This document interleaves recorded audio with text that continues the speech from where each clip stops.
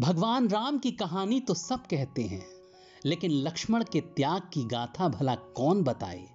इन दिनों चारों तरफ रामायण की चर्चा है, तो दिल आया कि चलो लक्ष्मण के एक अनदेखे चरित्र के बारे में भी बात हो जाए, उनके त्याग की भावना से भी दुनिया का परिचय हो जाए। ये कथा हमें रामायण से इतर मिलती है। एक बार की बात है, अगस्त्य मुनि अयोध्या आए और लंका युद्ध पर चर्चा करने लगे। भगवान श्री राम ने बताया कि कैसे लक्ष्मण ने इंद्रजीत और अतिकाय जैसे शक्तिशाली असुरों का वध किया और किस तरह रावण और कुंभकर्ण को मारा। यह सुनकर अगस्त्य मुनि ने कहा, भगवान, ये सही है कि रावण और कुंभकर्ण प्रचंड वीर थे, लेकिन सबसे बड़ा वीर तो मेघनाथ ही था, जिसका वध लक्ष्मण ने किया।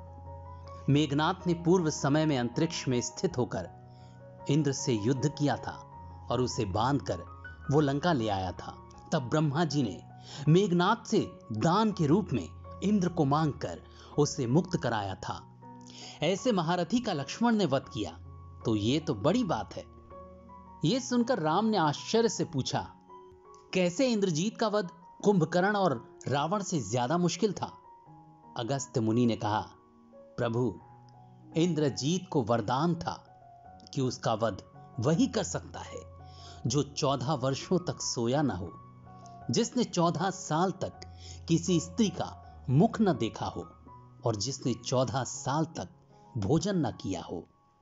यह सुनकर प्रभु श्री राम बोले, परंतु वनवास काल में लक्ष्मण हरदम मेरे ही साथ थे। मैं उनके हिस्से का फल फूल देता रहा।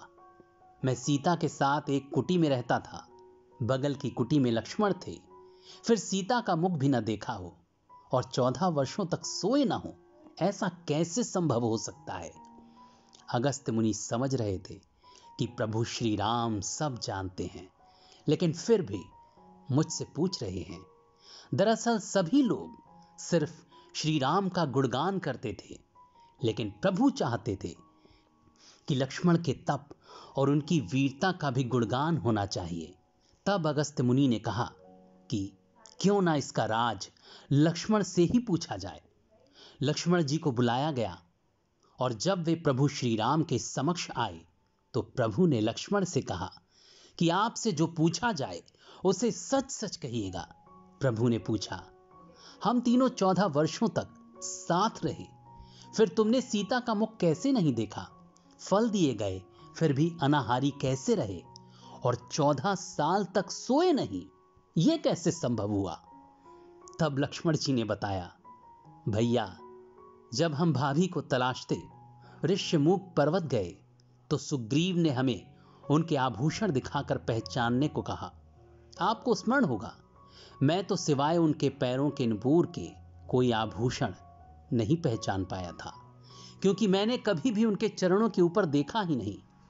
अब 14 वर्ष तक नहीं सोने के बारे में सुनिए। आप और माता एक कुटिया में सोते थे। मैं रात भर बाहर धनुष पर बाण चढ़ाए पहरेदारी में खड़ा रहता था। निंद्रा ने मेरी आंखों पर कब्जा करने की कोशिश की तो मैंने निंद्रा को अपने बाणों से भेद दिया। कहते हैं कि लक्ष्मण के बदले उनकी पत्नी 14 वर्ष तक सोती रही थी। निंद्रा ने हार स्वीकार की कि वो 14 साल तक मुझे स्पर्श नहीं करेंगी, लेकिन जब श्री राम का अयोध्या में राज्याभिषेक हो रहा होगा और मैं उनके पीछे सेवक की तरह छत्र लिए खड़ा रहूंगा, तब वो मुझे घेरेंगी। आपको याद होगा, राज्याभिषेक के समय मेरे हाथ से छत्र गिर गया था। अब सुनिए कि मैं 14 साल तक अनाहारी कैसे रहा। मैं तो जो फल फूल लाता था, आप उसके 3 भाग करते थे। एक भाग देकर आप मुझसे कहते थे, लक्ष्मण, फल रख लो। आपने कभी फल खाने को नहीं कहा। फिर बिना आपकी आज्ञा के मैं उसे कैसे खाता? मैंने उन्हें संभाल कर रख लिया। सभी फल उसी कुटिया में अभी भी रखे होंगे।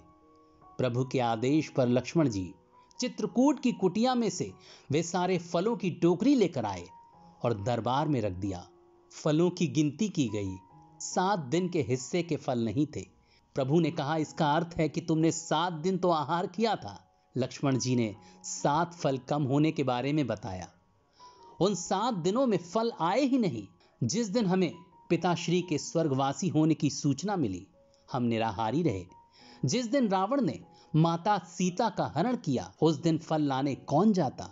जिस दिन समुद्र की साधना कर आप उससे राह मांग रहे थे, जिस दिन आप इंद्रजीत के नागपाश में बंधकर दिन भर अचेत रहे, जिस दिन इंद्रजीत ने मायावी सीता को काटा था और हम शोक में रहे, जिस दिन रावण ने मुझे शक्ति मारी और अंत में जिस दिन आपने रावण वध किया, उक्त सभी दिन फल आए ही नहीं।